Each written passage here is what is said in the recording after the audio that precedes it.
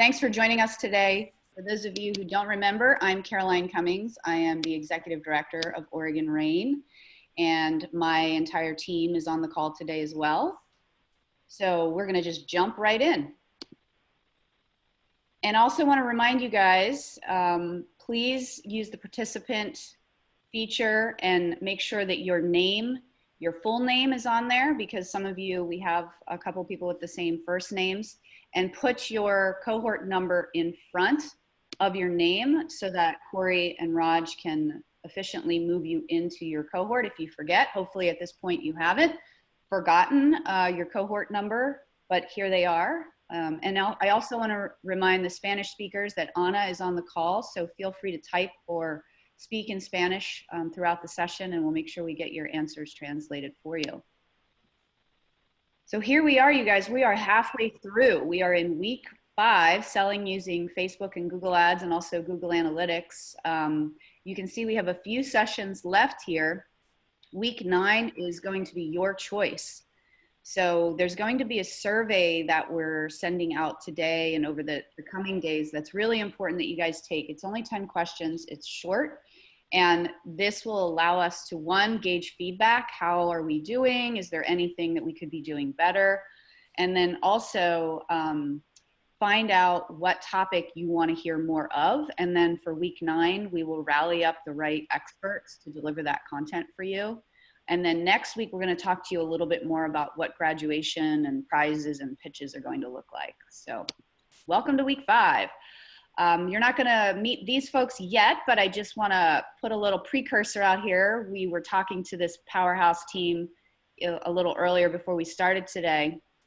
But I don't know if many people know, I used to be the VP of Business Development and Sales at Palo Alto for several years. I did get to work with John. I didn't have the pleasure of working with Corey, Spencer, or Dan, but you're going to get to hear from them today. Awesome team, super powerhouse, and we're excited about it.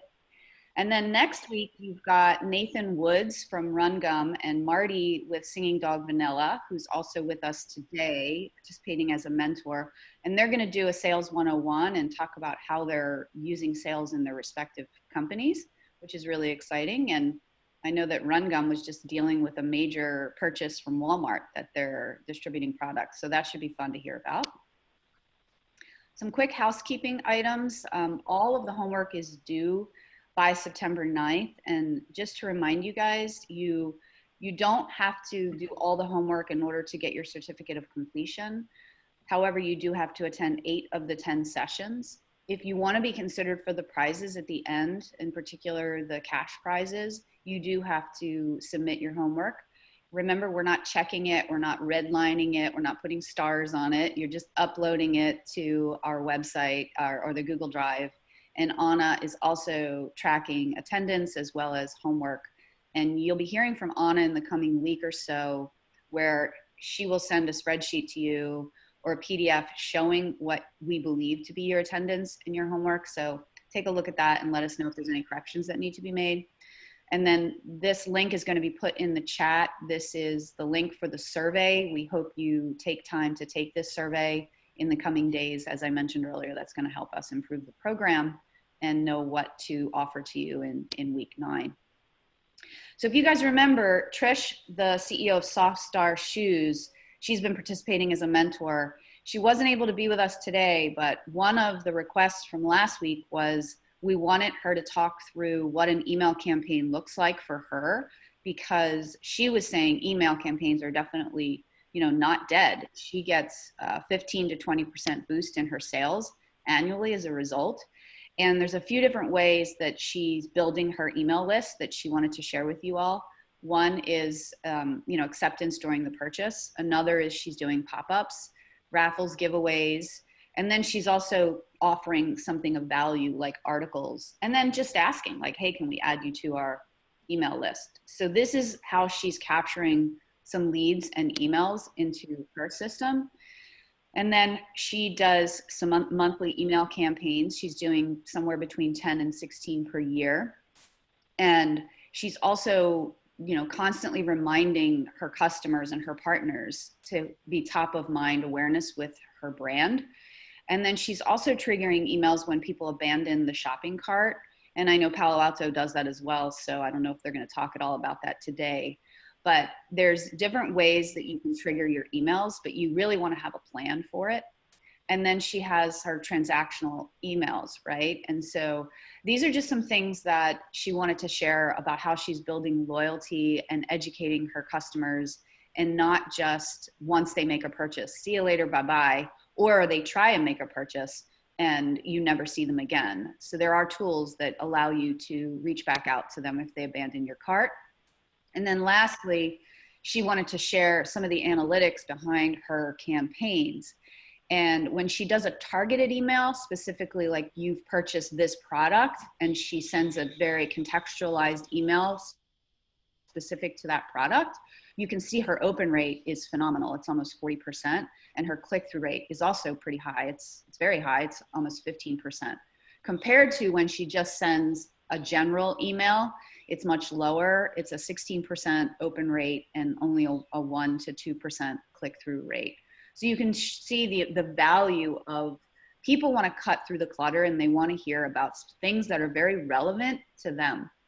So I wanted to share this with you because Trish took time and really wanted to kind of give a doorway into what she's doing. So moving forward with the program, again, a huge thank you to our sponsors. We have one of these sponsors with us today. We've got Peak Internet, Rick Peterson, who I've known for a few years now. When we first started doing pub talks and outreach to entrepreneurs in the Lynn County area, we did this really awesome pub talk in Lebanon. We had almost 100 people attend. We had several companies pitch. And I called Rick and said, hey, would you guys sponsor? And he quickly said yes and showed up and has been providing value ever since. So I want to hand it over to Rick to talk a little bit more about Peak Internet and the work he's doing. Thanks, Rick. Great, thanks, Caroline. And yeah, as I said earlier to the group, certainly Peak is pleased to be a supporter of local entrepreneurs, and obviously one of our missions is economic development. It's a key part of what we do. Also, I've got a couple team members on the call today that I wanted to introduce. They're really the out and about people, why I'm sequestered in my bunker here in Corvallis. And Morgan Crawford is our marketing specialist, and Brian Fagan is our sales specialist. They're on the call. Certainly wanted to recognize them for all the efforts that they do. And maybe a good segue just into a little bit of the elevator pitch for Peak would be if we could bring up the first poll question. Kind of tells a little bit of the history. And that is, in what year was Peak established? 1978, 1996, or 2002?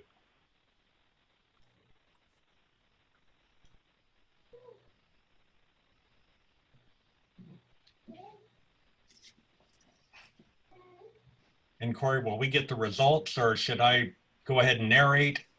Yeah, let's give it like maybe 5 more seconds, and then I can share the results with everyone, and you can say who's correct.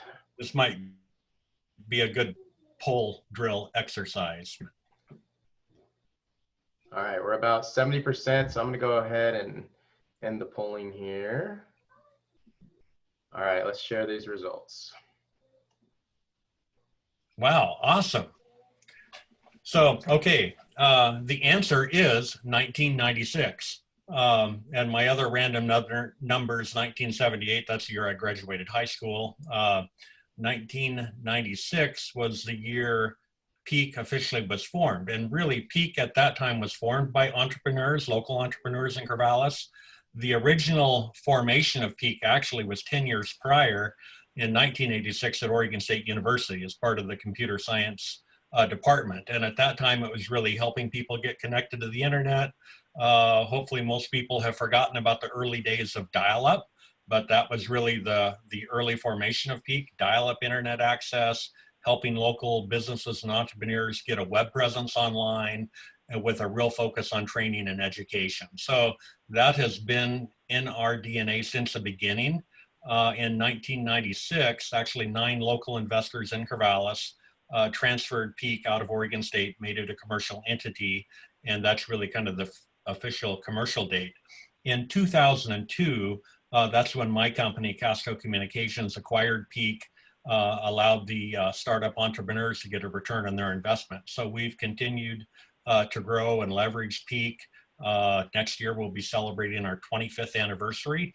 That's a long time, but with respect to that, our business is highly competitive. It changes all the time. So every year within Peak, we feel like we're a startup all over again. I mean, nothing is ever static in anything we do. So that we're really interested in learning, continuing to develop our culture as we go forward. Today, our real focus is really on getting good, reliable broadband to businesses and residences here in the Mid-Willamette Valley. And especially now with COVID, people teleworking at home, this has been ever increasing demand. We're building fiber in rural areas as quick as we can. We're working with local, state, and federal agencies on grants and funding. A lot of the areas that we serve don't have a real good ROI. And we've been successful. We recently received a CARES grant to build some broadband in rural Lynn County between Lebanon and Sweet Home. That'll be great. Our big focus there is really for K-12 students to really enable them to learn from home. And then we also have a big focus on enterprise clients as well. So that's really the big focus that we have going forward, is to really reach these folks and provide better broadband. It's just amazing. You can find pockets in metro areas that have poor broadband and also in rural areas. And that's really the focus. Just like bringing electricity in the 30s, we continue to focus on bringing broadband to these rural markets. Thank you. Thank you, Rick. That's awesome. And there was a second question. How many email messages did you guys process last year? 98 million, 135 million, or 281 million? Looks like it was neck and neck really between 135 and 281. It was pretty close. And yeah, this is an awesome group. It's the highest number, 281 million. And the technical folks can kind of get a grasp on all the architecture and server architecture it takes to house all that, process that, spam filtering. The downside of that is only about 20% of those messages are valid. The rest of it's spam. But you still need the architecture and the software to filter all the bad stuff out from the good. So that's a lot. That is. Well, you guys are doing great stuff. Thank you so much, Rick, for the sponsorship. You are welcome to stay on with us, you and your team, if you'd like. But I know you've also got stuff to run off to. We really appreciate your sponsorship. Thank you. Thank you so much. Yeah, we'll hang on until we get a fire going here. Sounds good. Sounds good. Thank you. Okay, so for the main portion of the program, we're going to start that off with the Palo Alto software team. In a minute, I'm going to hand it over to Raj, but just so you guys all know, they're going to do their presentations, then we're going to go into breakout rooms. Each member of the Palo Alto software team will enter one of the breakout rooms with the exception of mine, because there's 4 of them and 5 of us groups.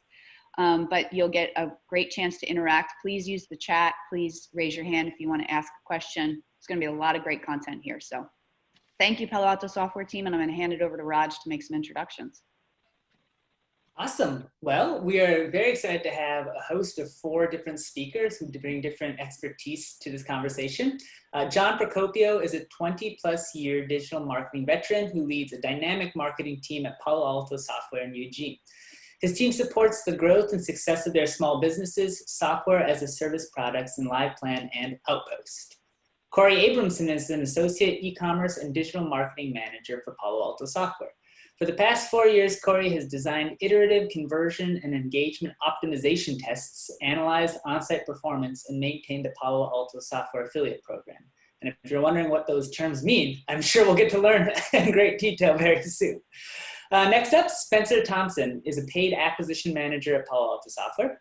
Spencer's a U of O grad and worked for 3 years at Google's Mountain View headquarters, assisting agencies and small businesses in their digital strategy.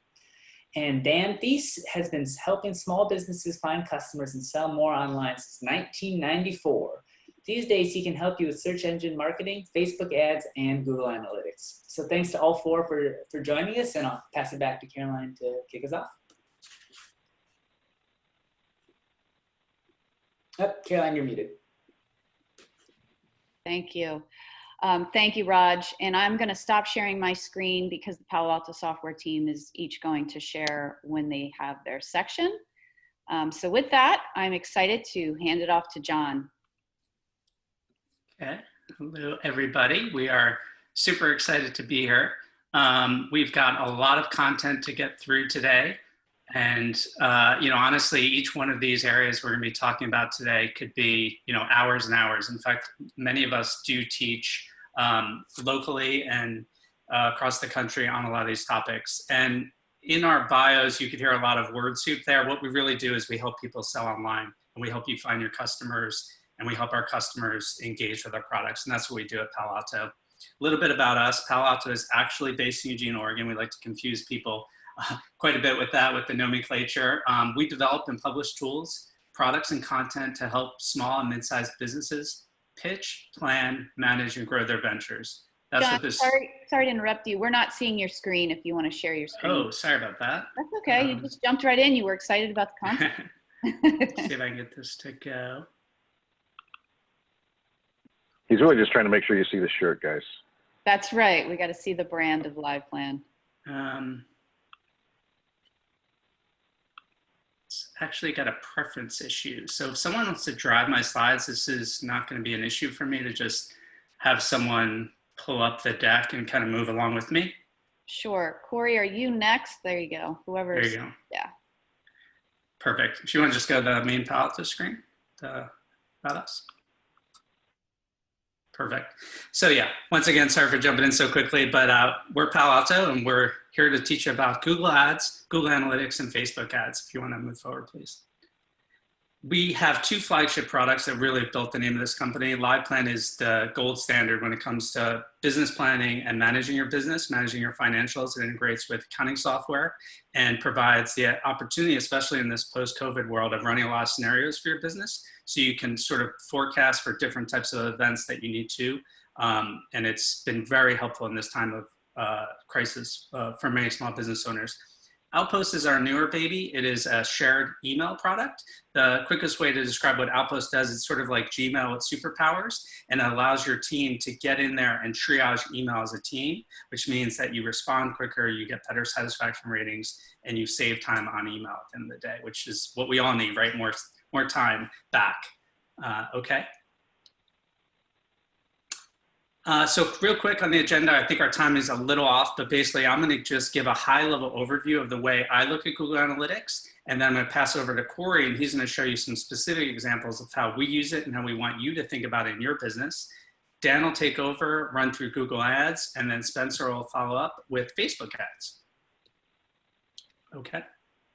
So, Google Analytics can be intimidating. We're not all data people, right? We didn't get into starting our business to looking at walls and walls of data. And that's why I want to give everyone the permission to not feel overwhelmed by a tool such as Google Analytics.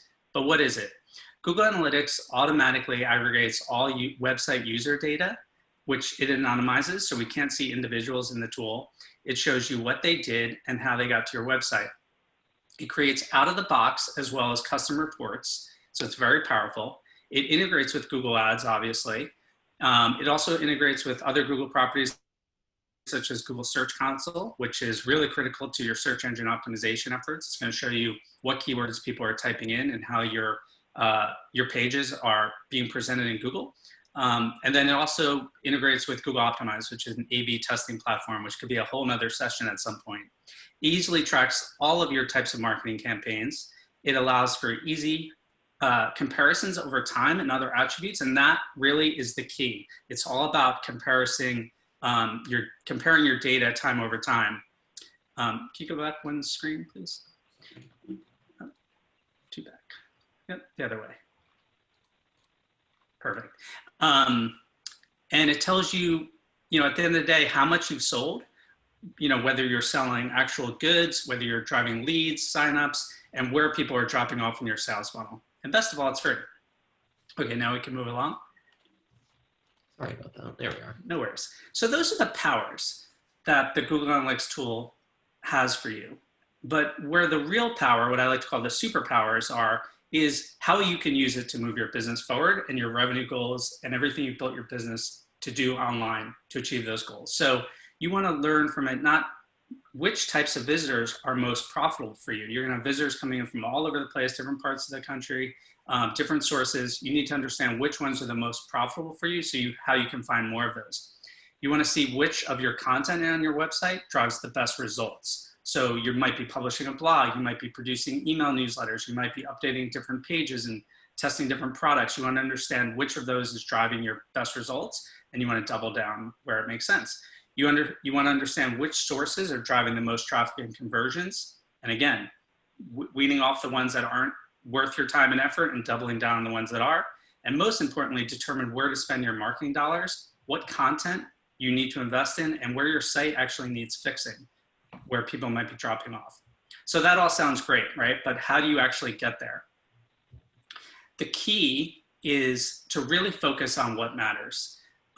One of your homework assignments is going to be creating a priority list of what the primary and secondary actions you want people to take on your website.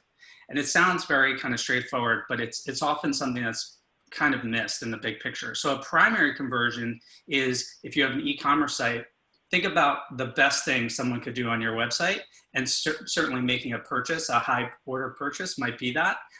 If you're a sign up SaaS site like LivePlan, we want someone to sign up for our annual subscription, but it might be a request for quote. If you're a service business or a call into your business, what is the ultimate action that you most want to see from a visitor? You need to define those, 1, 2, 3. And then create also a list of the secondary actions that you want people to take. Things that sort of move people along in the funnel, but don't necessitate maybe the biggest win.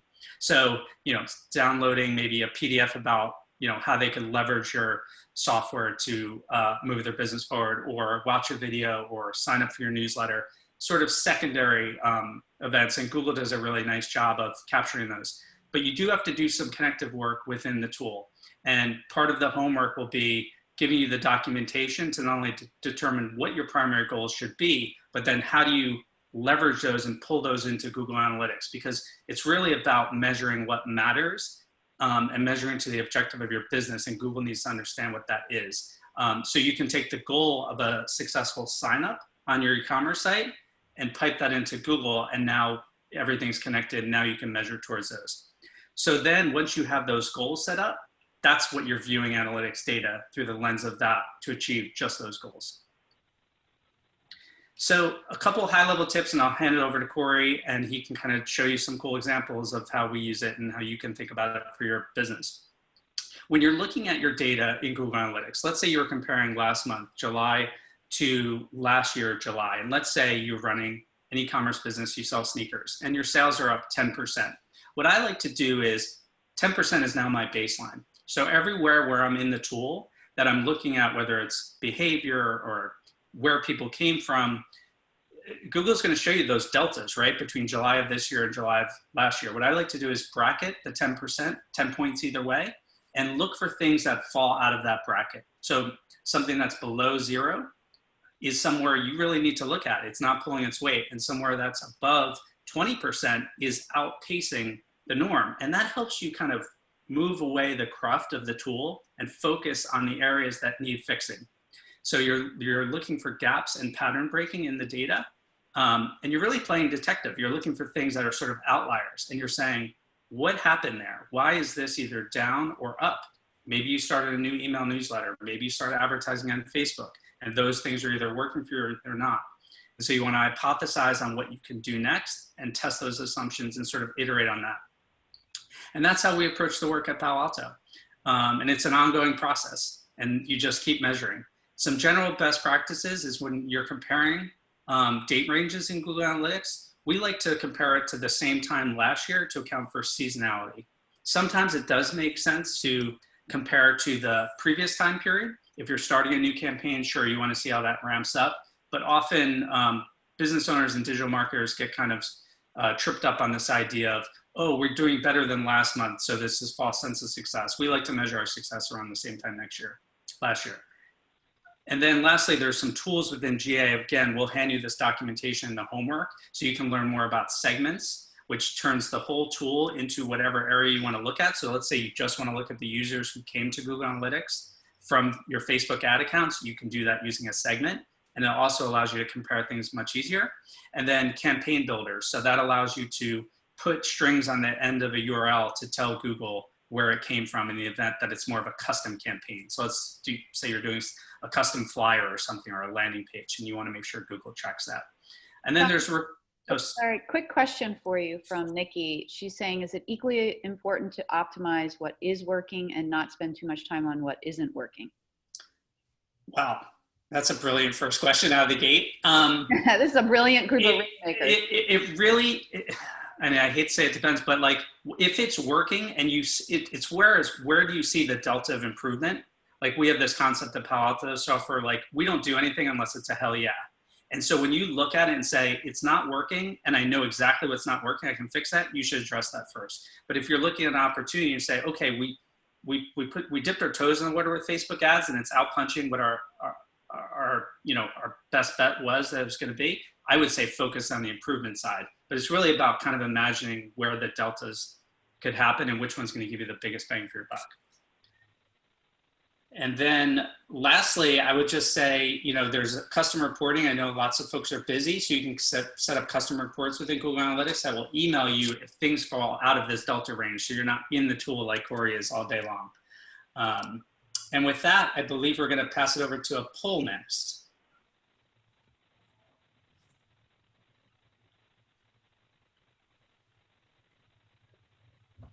There we are. Awesome. So we want to understand kind of what you guys are looking at in terms of your businesses. So what is the single most important analytics metric you will regularly use to help drive decisions for your business? And there are some options here for you, or you can put your answers in the chat.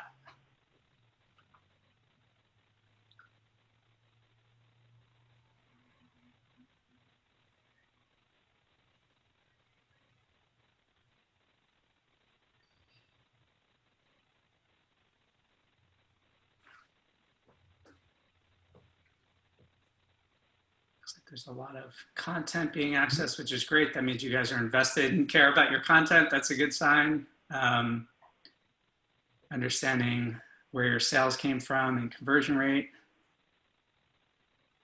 is also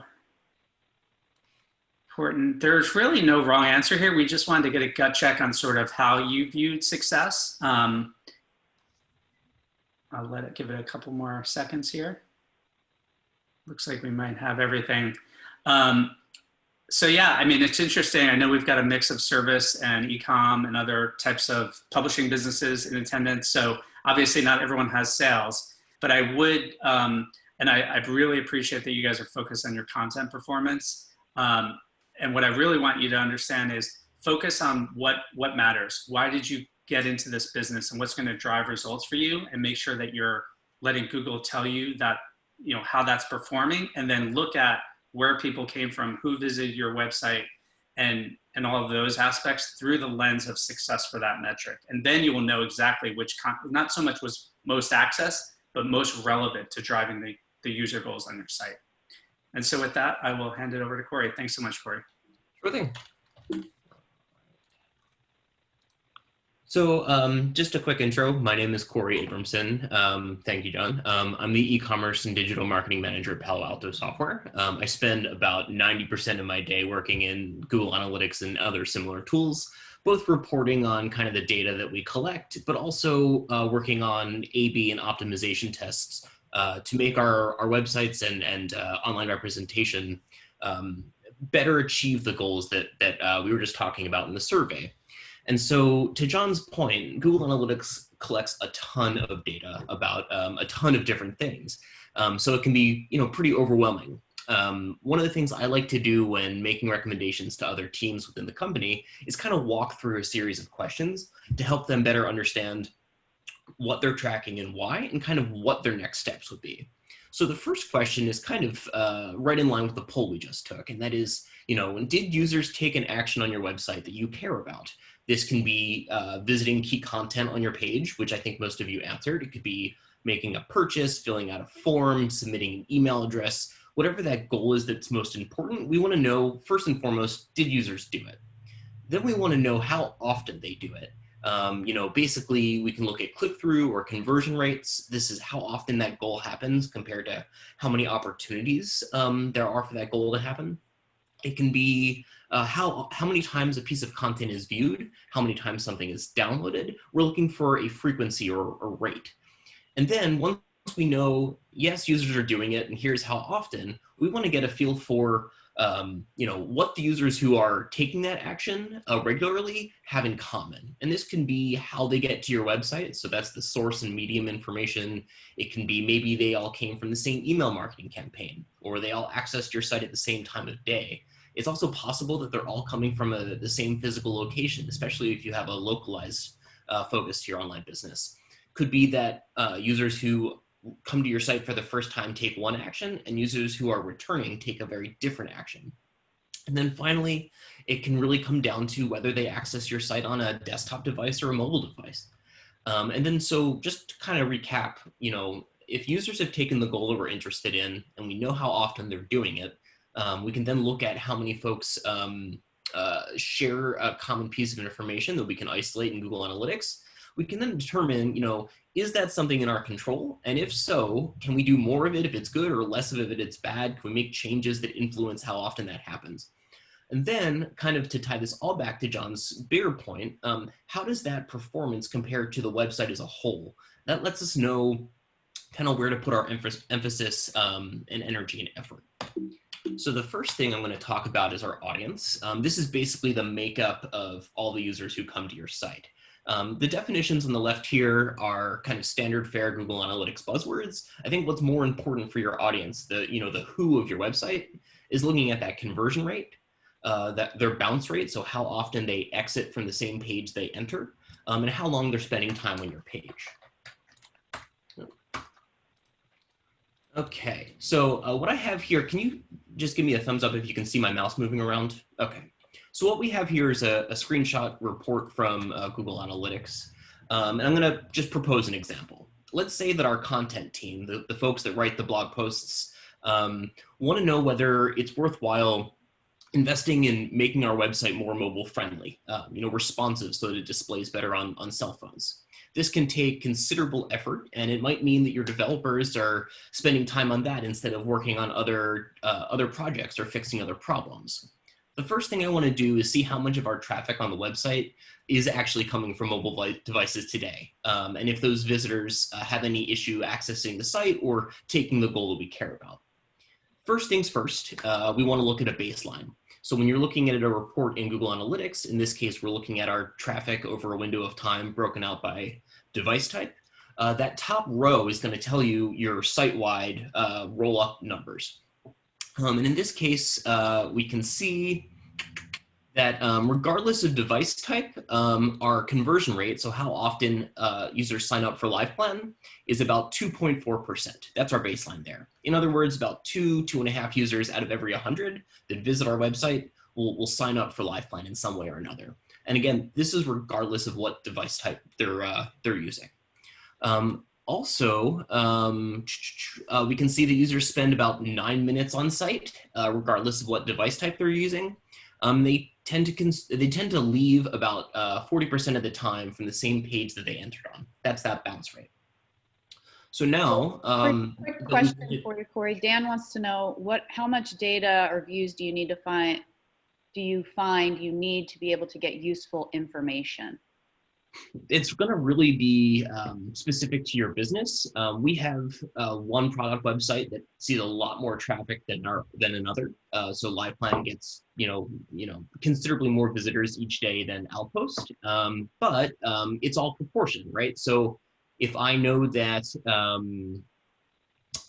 let's say 3% of my users on LivePlan are converting, I would not. I'd want a proportional conversion rate from my Outpost users to get to that, if that makes sense.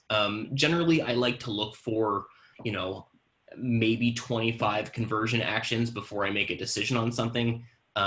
There's a lot of, and we can send some links out when we're all done, statistical significance calculators that take into account audience size and conversion count. And can kind of give you a statistical breakdown of how random the data you're seeing is. So we can certainly send out some of those. One other quick question, then I know we need to move on because we're a little behind. What's a good bounce rate? That's going to kind of depend on your industry. And again, what's good for your site-wide may not be as good for your mobile or desktop folks.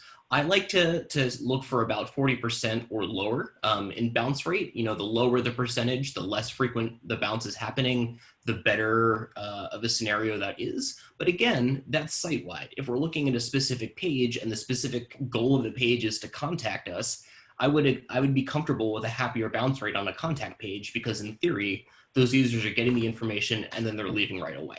And real quick, for those who don't understand, what is a bounce rate? Sure. So a bounce rate is basically, it's similar to how often a user exits your website, but bounce is a faster action. So if I enter on a page from a Google search and leave the website from that exact page without visiting anything else, that's a bounce. And that's an indicator that users who got to that page either didn't find what they were looking for or couldn't take an action that they were interested in taking. So the higher the bounce rate, generally the less effective that your page might seem. Okay, so just to dive right back in, we talked about conversion rate, we talked about session duration and bounce for the site-wide. And again, in this example, our content team's asking, how much should we invest in converting the site to a mobile-friendly experience? And in this case, we can see that mobile users here are making up about 30% of our traffic, and desktop users are making up about 70% of our traffic. And of those 30% on mobile, only about 20% of our sales volume comes from them. Their bounce rate here is much higher, so it's 61% compared to the site-wide 40%. And they're spending a lot less time on site compared to the site average and compared to their desktop companions, right? So in this case, looking at the data that we have over the date range that I've selected here, I would make the recommendation, yes, their conversion rate is decent and it's close to the desktop, it's close to the site-wide. Let's make the experience a little bit better for those mobile users, maybe bring down their bounce rate, and we'll get some more positive activity out of them. The next report I want to go into is behavior. And so while audience reports tell you about the who that have visited your website, excuse me, behavior is kind of the what. What pages did they see? What actions did they take? How long were they there? Is it their first time? Is it not? And so the key performance indicators for behavior reporting is your page views. This is the first thing that came up in that survey. Page value, which I'll get into in a minute, and then bounce rate again. So in this example, let's say that our chief marketing officer has budget to invest in generating some new content on our website, but he's not sure which content we have generates the most business. He's got a hunch that it's either our features pages, so the pages that describe the functions of our software, or our blog posts, which give updates to small business owners and business planners about how to better build their business. I want to look at the the baseline for the whole of the site and see which ones are most frequently visited by users who purchase LivePlan.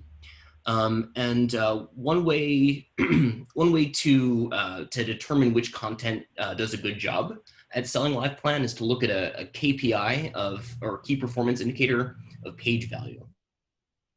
And basically what page value does, and we can send out a more detailed definition, but basically page value is calculated by looking at which pages are seen during a visit when a user signs up for your product or takes an action that you assign monetary value to.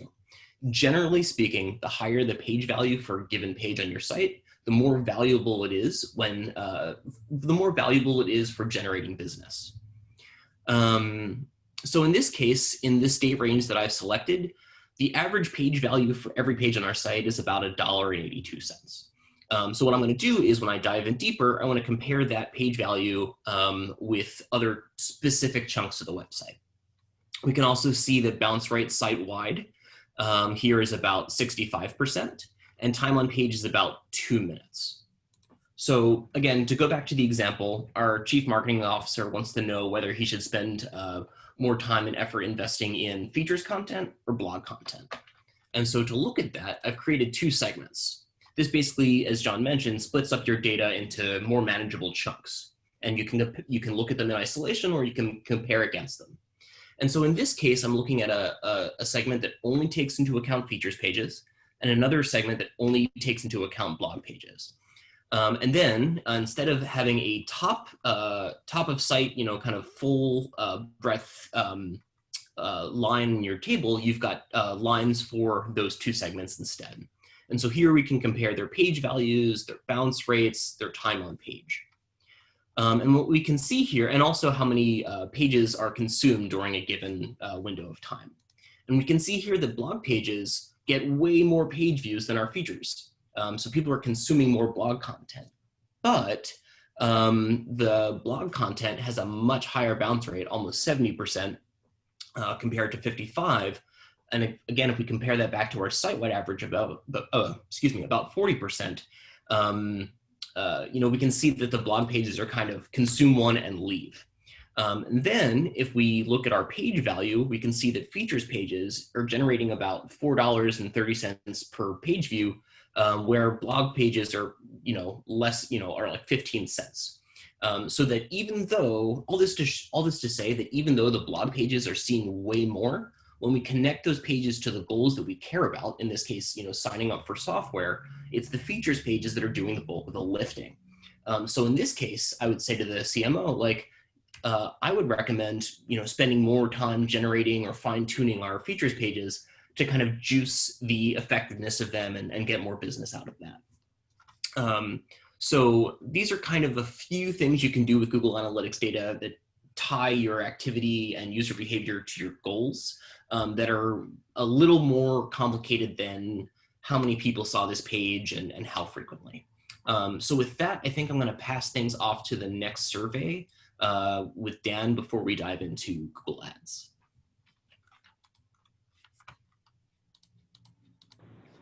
Cool. So before we get started and talk about Google Ads, we just wanted to kind of take a pulse and see how many folks have run Google Ads for their business. If you're running them now, if you are, if it's going well or not, and so let's just go ahead and everybody can just let us know if you've been running Google Ads or not. And of course, we have that last question for the people that think that everything should be free.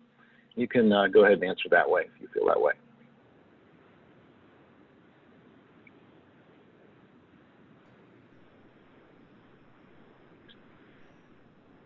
And while we're doing that, I'm going to go ahead and get my screen up. Oh, I can't. I'm disabled. I've stopped sharing. You might be able to take over now. Go ahead and try now, Dan. I made you a co-host. Okay. And so we've got the poll running. All right. Looks like 80% have voted. Let's go ahead and end it and share. Okay. So it looks like most of us have not run any Google's ads yet, and for about 1 in 4, the reason is you're just not quite at that point yet. And it's good to recognize that you're not at that point, because as soon as you register a DBA, Google and others will start hammering you, trying to talk you into spending money on ads, and you really don't want to do that until, one, your website is ready, but two, also you need to know your numbers. So I'm going to go ahead and dive into that. And warning, I go fast. So you should be aware that you'll be able to ask questions later, and you will have, of course, the video recording to refer back to. And for most of you, this is information that's not going to necessarily apply until you're actually running your ads. So first of all, I have been running paid search ads as long as they've been available. And so I have kind of a different approach to this in a sense, in that I like to ignore almost all of the numbers that you get. In paid advertising in particular, it's a big, 3-letter acronym stew. Now you see an asterisk there on my screen that should indicate to you that that is a gross oversimplification. I'm going to make a lot of those. In each case, I'm going to have an asterisk next to it.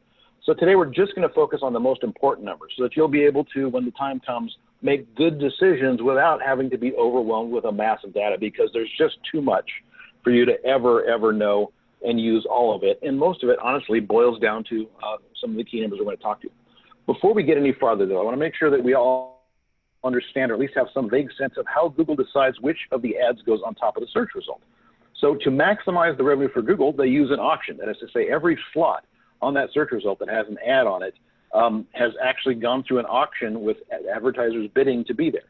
Technically, the type of auction that they're using is called a second price or a victory auction, and there's a reason why they do this. But the beautiful thing for advertisers is that when you win that auction, when you actually have the best bid, you don't actually have to pay the amount that you bid. You pay enough to beat the next lowest bid. And in Google Ads, your bid is per click, but that's not actually what happens in the auction. In the auction, your bid is actually whatever you said you're willing to pay per click times the click-through rate, which is the percentage of people who saw that ad that actually clicked on it. There are other factors, but in particularly with search ads, they really just don't matter. This auction, the way that it works affects how you optimize your campaigns, how you bid, and most of your competitors are not going to understand this. So simply knowing how this works is going to give you a competitive edge. So let me give you a real-life example so you can understand how the math works. Now, again, if you're not running ads now, this will be handy to you later. And if you are running ads now, it might make you rethink a little bit about your strategy and possibly the fact that you might be bidding too low because you're afraid of paying too much. So let's just imagine that I'm a plumber and I'm in Portland and I bid $10 per click when people search for Portland plumbers.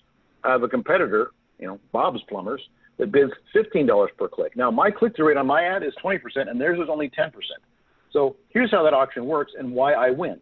My bid is to Google is $10 per click times 20%. Click-through rate is $2 per search. Their bid is $15 times 10%, and they're only bidding $1.50 per search. So I win that auction, and I pay $1.50 per search, which is the second bidder's price. Now, to figure out what that is per click, we take that per search, divide that by our click-through rate, $1.50 divided by 20% or divided by 0.2 gives you $7.50 per click, and that's what I'd be paying per click, not the $10 that I bid. Effectively, what this does is that if you can double your click-through rate, you get 2 times the traffic for the exact same amount of ad spend. And then that's really important to understand because if you're not focusing on the click-through rate of your ads as a very, very important consideration, second only to whether people who see the ad actually convert on your website, you're doing it wrong, and most of your competitors are simply not going to be doing it that way. So hey, Dan, let's talk about... Dan, yes. real quick, can you explain how Google gets that click-through rate data? So the click-through rate data initially when you start your ads is an estimate based on the average of other advertisers, and then they shade it up or down based on whether you have the keywords in the ad, what they call quality score. Very rapidly, though, the actual performance of your ads that are running takes over. And so once your ads have been running for more than a few days, the click-through rate is actually the number of clicks on your ad and the number of impressions, the number of times they've shown your ad. So it's the real world data. It's the number of clicks on your ad divided by the number of times your ad has been shown. And that's your click-through rate. So Google system, this auction, and someone actually won a Nobel Prize for proving that this is true. It rewards advertisers for bidding sort of their maximum true value for each click. The second price auction is why that works, but this also magically optimizes Google's revenue per search, and there's another Nobel Prize coming behind this for the person that proved that. So how do you know, though, what your true value is? How much should you be willing to pay for that click? To start with, you don't know. You need results first, and so you have to just bid to whatever it takes to get your ads into the auction. Once you have some data, you can start to do math on that. And there are really 2 models you can use to think about this. The first is if you're doing, say, a lead generation business, it's a cost per action. For online retailers, anybody who can actually measure the amount of money that came in because money changed hands, you want to be using revenue over ad spend 100% of the time. And a lot of people will call this ROI. And there's 2 asterisks next to that because that's a dangerously gross oversimplification. ROI is how much you actually made on your investment. ROAS, revenue over ad spend, is simply how much revenue you brought in for every dollar that you spent. And so our approach, and my approach for the longest time, has been to simplify the math and turn all of my math into ROAS math or ROAS math by simply doing the math to turn that CPA into ROAS. So let me explain what that means. So CPA is typically used in a lead generation business. That cost per action, that cost per phone call, per form fill, or whatever. The problem here, first of all, is you don't really know what a lead is worth because it depends on the context, but you can at least figure an average of, if I took 25 phone calls last week and I sold this many, new landscaping jobs, then that tells me how much the average phone call was worth.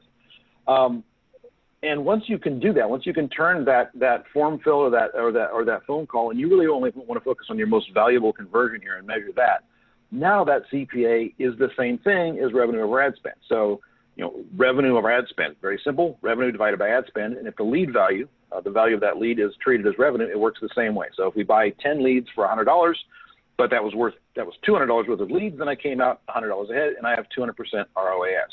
So now that you're looking at that, you can actually afford to do math, or have the ability to do math and figure out what you should be bidding per click. And first of all, though, let's make sure we understand what your ROAS should be. So for online retailers, typically, and a lot of my life in running paid ads has been working with online retailers, typically breaking even is a win. So as long as we break even on the first sale, then we've got them in email.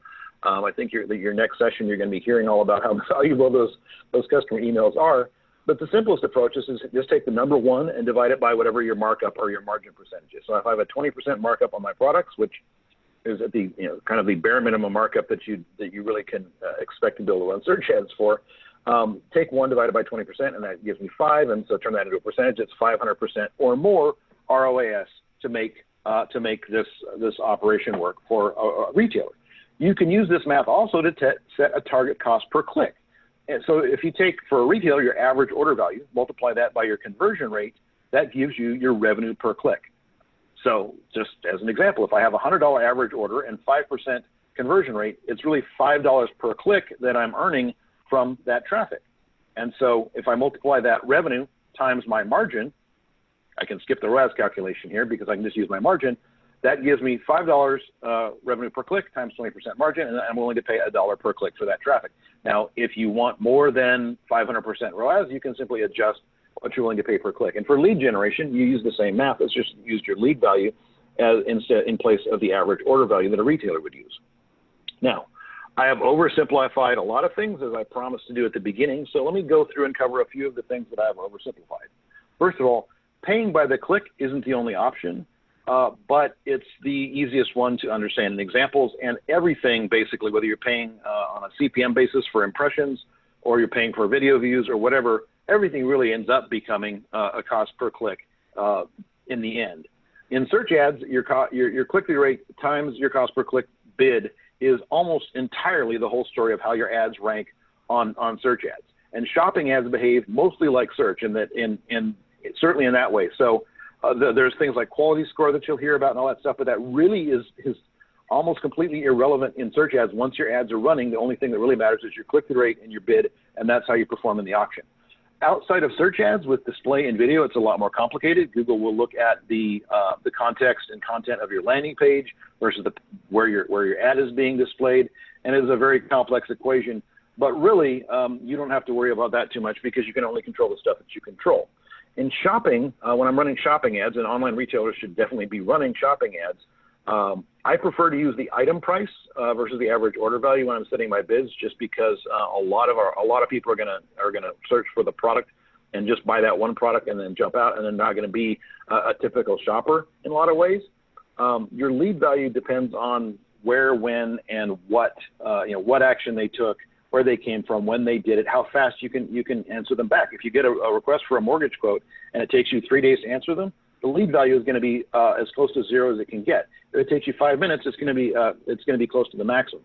So a lot of the lead value depends on what you do after the click. But always, the true value that you're thinking of in terms of how you're going to bid, it's what you're willing to pay. If those leads are worth $100 and that's how much you make on it, you shouldn't be paying $100 per lead. You should take some percentage of that, take it down to $80 or $50, depending on how aggressive you want to be about growth, and that should be what you're willing to pay. And finally, just let's acknowledge all of the math that I'm doing here in terms of margin ignores fixed costs. And honestly, if you're in a growth mode, I would encourage you to ignore the fixed costs, basically for the rest of your life when you're figuring out what to bid on paid advertising, because you have to overcome that with other channels. And if paid advertising is the only way that you're getting customers, you're going to struggle. So that is the conclusion of my formal presentation. If you have questions that we can't answer today, you can reach me, DANT@paloalto.com. You should not expect a fast response, a day or two, business day. And if I'm out on vacation or whatever, it'll take longer than that. But you will, I promise, get a response. If you're interested in running Google Ads, Google or agencies can set you up with an ad credit. what I would recommend is just getting an ad credit and running a smart campaign, which Google can help you set up. And if that works, consider scaling up the activity. But you can really find out if Google ads are going to work for you, or at least, in the ballpark of working for you, and then it's worth considering, how to improve it simply with the ad credits you can get. So that's it for me. Spencer's going to talk to you about Facebook next, and there might be a poll coming in for her as well. And Dan, great job. I know that was a lot of content, lots of wonderful gems that you shared in there. Question: for a online retailer who generates, somewhere between 100,000 and 500,000 a year in sales, what would you think would be a good budget to use for Google AdWords? Just ballpark. So how much in sales a year? I'm sorry. It's anywhere between 100 grand and 500,000 a year. So what would be the range? So I would expect, first of all, I would recommend starting with shopping ads and brand search ads for your business only. And I would expect shopping ads to be capable of being somewhere around 10 or 15% of your revenue at the most. And so we'd have to do the math, backwards from that to budget. So if I'm looking at, say, $10,000 a year, or $10,000, I'm looking at $10,000 in revenue as kind of the percentage I'd expect to come from paid. Then I'm looking at five times ROAS would typically be my target. So I'd be looking at $2,000 if it's per month, per year, but per $10,000 I'd spend $2,000 on ads. But you don't want to start out that hot. You want to build it right and scale up. And if there's interest, if anybody asks, I've actually got an instructional video on how to set up shopping ads yourself. That is a lot better way than most agencies do it, and it's a very simple thing, a matter of just understanding what the product names and how people are searching for your products, and you can completely control your shopping ads down to that, not bid on a bunch of other random stuff. Thanks, Dan. Appreciate that. Great job. Thank you. Awesome. So can everybody hear me? Yes. Perfect. Okay. So it looks like folks are filling out the poll here. Happy to see that some have tried to test their hand at Facebook. It looks like most are either thinking about it or they've tried it and had to stop, which is great. So Corey's going to be driving my ads or my slides. I'll cue him when we need to progress. But my name is Spencer Thompson, and we're going to be breezing through this Facebook content. Again, I probably won't be able to answer questions as they come through the chat, although I have been, but hopefully my colleagues can pick up there. So it's great to see poll results and where everyone is at with Facebook. Some, as we see, have tried to run Facebook advertising before, and maybe you felt like you spent a lot of money and didn't see the results you were hoping for, or perhaps you didn't see any results at all. Before we get into ensuring you've set up your Facebook ads foundation for success, it's important to remind ourselves why people engage with the platform. Facebook is a social media platform. We all know this, but as marketers, we sometimes forget that Facebook users are, more often than not on Facebook with the intent to buy, sign up, schedule, or call directly. The intent behind someone logging into Facebook and, say, searching on Amazon or Yelp is very different. They're on Facebook to connect with people, discuss, and share. The power of Facebook advertising is that it has such a huge potential signed-in audience, and from a marketing perspective, the platform has all the tools needed to move prospects through a full social funnel. The most frequent mistake I've seen advertisers make when approaching Facebook is, Corey, you can cue that animation, expecting a cold audience to fill out your form, purchase, or call your business. So what does that mean for us marketing folks, and what does a full social Facebook funnel typically look like? Generally, it means you have campaigns targeting a cold audience of potential prospects, your top of funnel or tofu, where people are scrolling through Facebook, likely unaware of your brand, their problem, or your solution. You bring a portion of that audience into your middle of funnel campaign, where you inform and educate them on their problem and introduce your company. At the end of the day, you remarket to your middle of funnel audience with some sort of offer and hope they convert at the bottom of the funnel. While understanding this general funnel is great, and having beautiful marketing visuals and collateral will surely help on Facebook, the success of your Facebook campaigns is really contingent on a few things. Your Facebook conversion pixel and using that pixel to measure key actions on your website is Facebook events.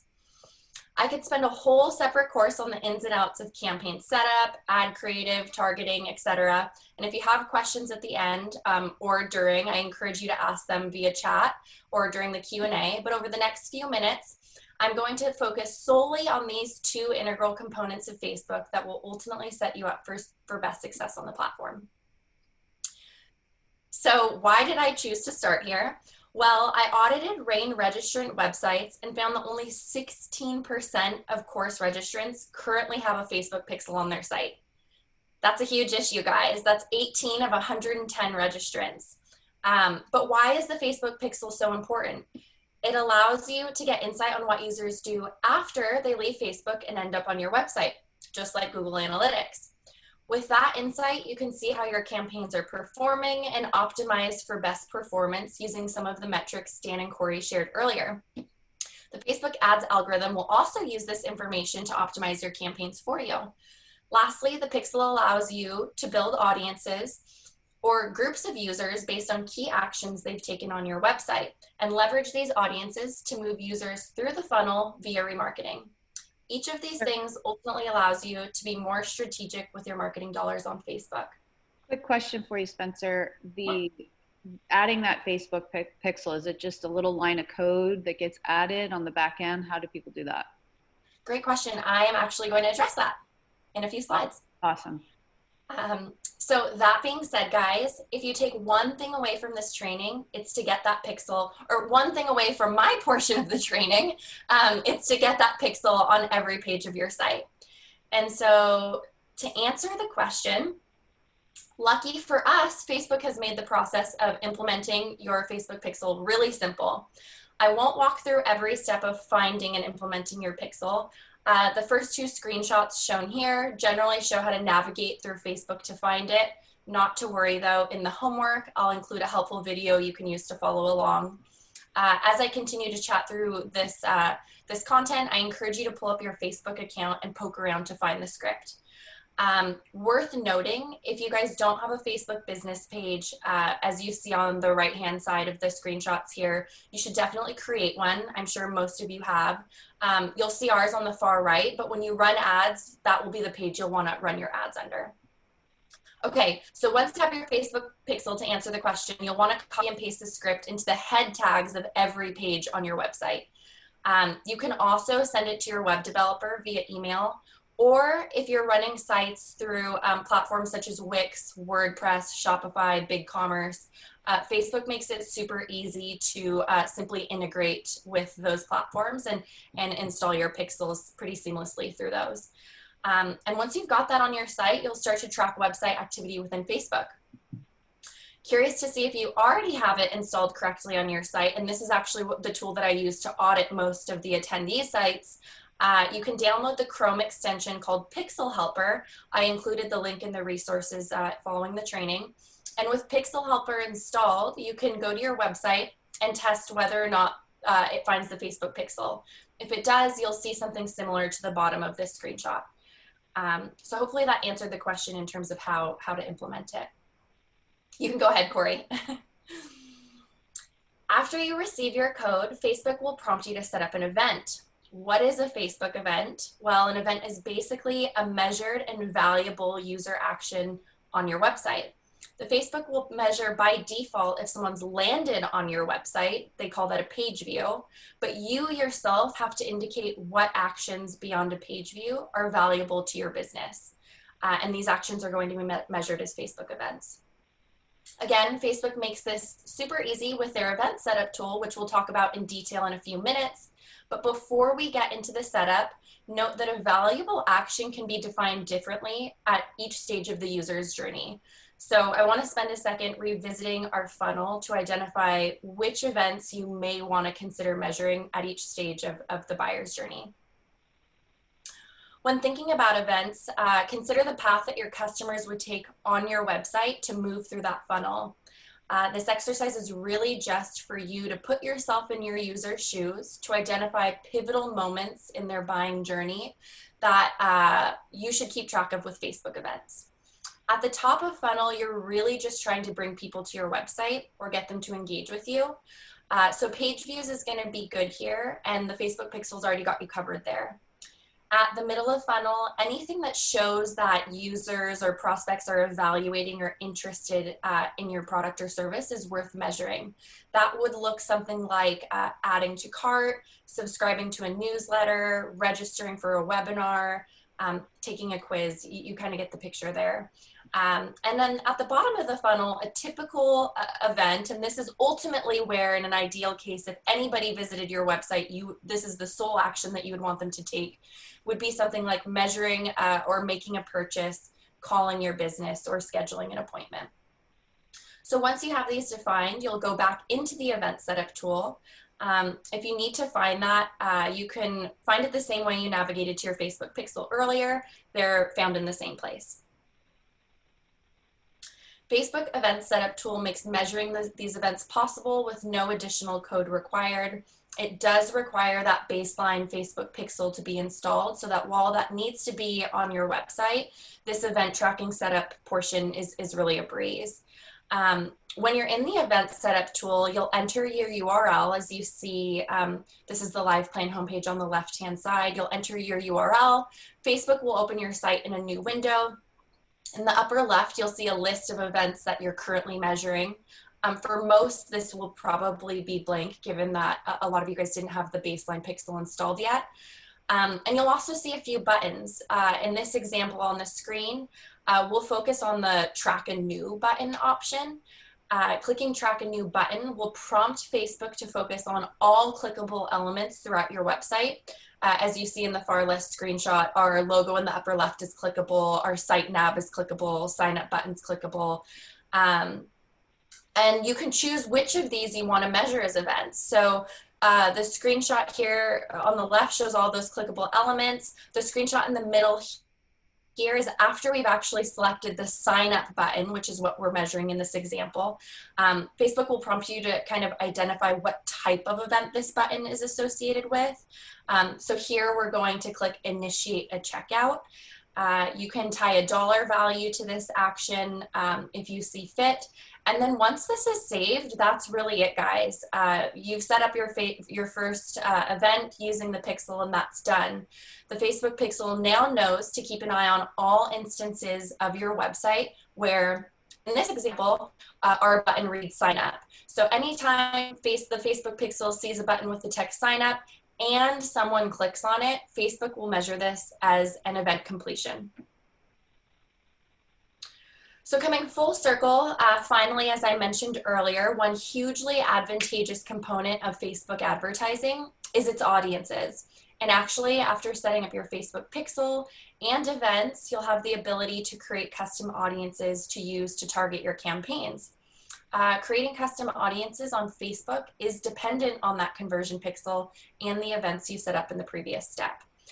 Which is why I've saved it for last. The different combinations of audiences you can create is really endless. But there are some, but what I've done here in this screen grab is shared some examples to get you thinking about audiences that you yourself may want to set up for your business.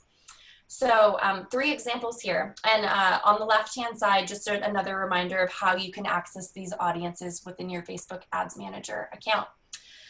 So 3 examples. If you want to aggregate anyone who spent time on your blog, you'll see here in the bottom left, you can create an audience using time spent on blog URLs, and maybe use this to promote another piece of content, or show a webinar that you're leading, or kind of use this audience to promote other pieces of content to move them deeper into the funnel. If you want to group visitors who've added to cart but didn't successfully check out, you'll see this in the bottom right corner, but what you could use is a combination of visitors who made it to the URL that includes cart or add to cart, whatever your URL parameters are, and you can exclude people who have actually completed your purchase event, which you at this point would have set up earlier. And the last example on the top right on the middle of the screen top here, is if you want to potentially show a coupon to visitors who have already purchased within the last 30 days. What you'll do is you'll create an audience that uses anyone who's completed your purchase event in the last 30 days. And you can use this to remarket to them a coupon, maybe an exclusive Black Friday offer, maybe a webinar that shows them how to leverage certain components of your software, or just basically different things. So here's just some high-level examples. Again, how you set this up. This is where it gets really fun. You can set these up with all different types of structures, parameters, events, etc. But now that you have that pixel set up, you have your events in mind to measure, and you're equipped with a handful of audience examples. You can hopefully go off into the Facebook world and optimize your campaigns a little bit more strategically. So at this point, I'm going to hand it back over to Caroline to close up and kick off our Q&A. Thanks, guys. Great. Thank you, Spencer. Great job, you guys. Lots of good content. And because of timing, we're actually going to move right into the breakout sessions. And since there's a Palo Alto person in every session except for mine, and Anne on my team also has digital marketing background with the SBDC, between Anne and I, we can answer some questions for you guys, hopefully. But thank you, Palo Alto software team. We'll see you in the breakout rooms, and then we'll come back for the last couple of minutes. So thank you, guys.